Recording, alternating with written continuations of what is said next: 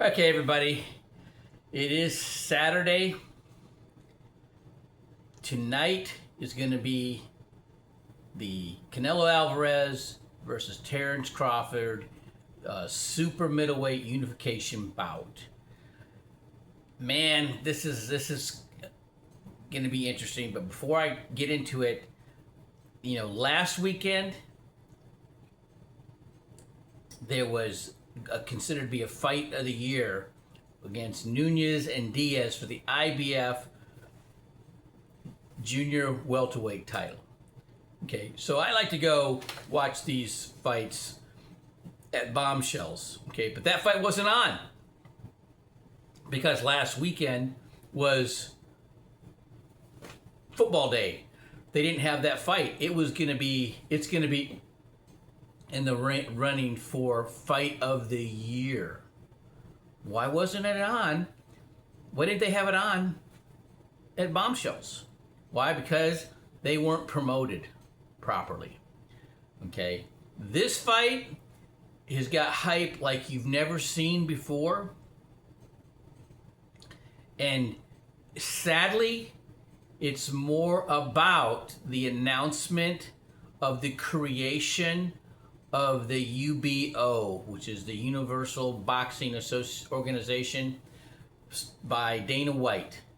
And at the press conference, it was more about that than it was about this epic fight between Canelo Alvarez and Terrence Crawford. All right. Now, I'm up in the air on this. Terrence Crawford's a good fighter, and he can switch from orthodox to southpaw fluently. He's got power, he's got movement, he's got speed. From somebody who sparred with both of them, says that Canelo is harder to hit than Terrence Crawford, which is bad for Terrence Crawford. Okay, Canelo's got some, because of what happened with Canelo Alvarez when he fought Floyd Mayweather Jr. and Floyd was so elusive, right? Canelo adopted that. He's very slick. It's very difficult to get Canelo to hit Canelo. He will slip your punch and counter, pull counter you and smash you, right? I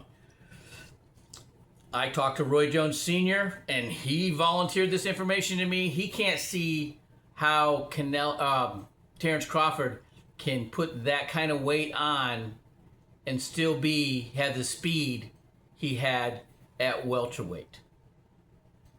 Okay, I didn't ask for him to give me that information, but from his,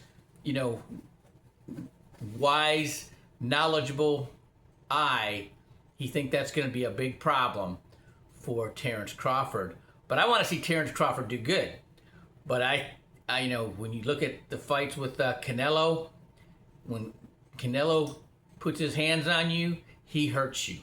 All right, this is going to be an incredible fight tonight. Okay, but understand that this is more about promoting Dana White's UBO than it is about this fight. It's crazy. The state of California, everybody thought everybody was just going to lay down and approve the revisions to the Muhammad Ali Act, okay? And the state of California said no. There's Congress, U.S. They were trying to use the power of government to launch the UBO, okay? And the big problem is having a promoter control a sanctioning body. And what Dana White was trying to do was use the power of Congress to make a law that would monopolize the UBO like he has with the UFC. Okay, it is not going to happen. I'm actually going to the fight with the CFO of Combat Sports entertainment, okay, a competing promoter, okay, and it's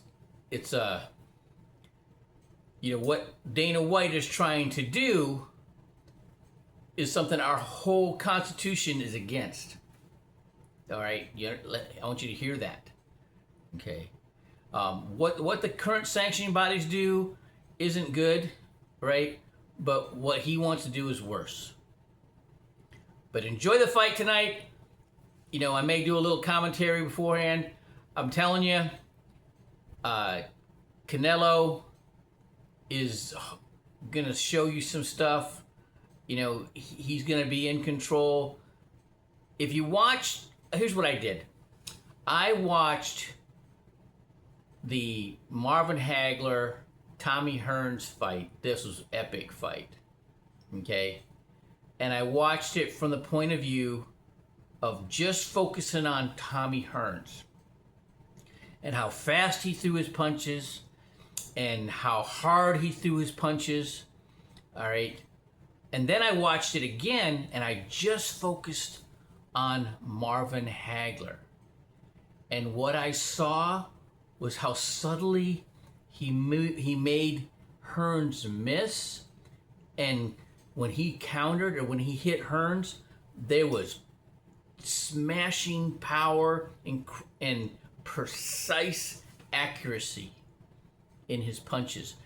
I believe that is how Canelo Alvarez is going to fight. It's going to be a similar fight. You're going to see a lot of speed on the punches of Terrence Crawford, but you're going to see a lot of missed punches and hard, accurate counterpunching by Canelo Alvarez. And if he puts his hands on Terrence Crawford too much, it's going to be over.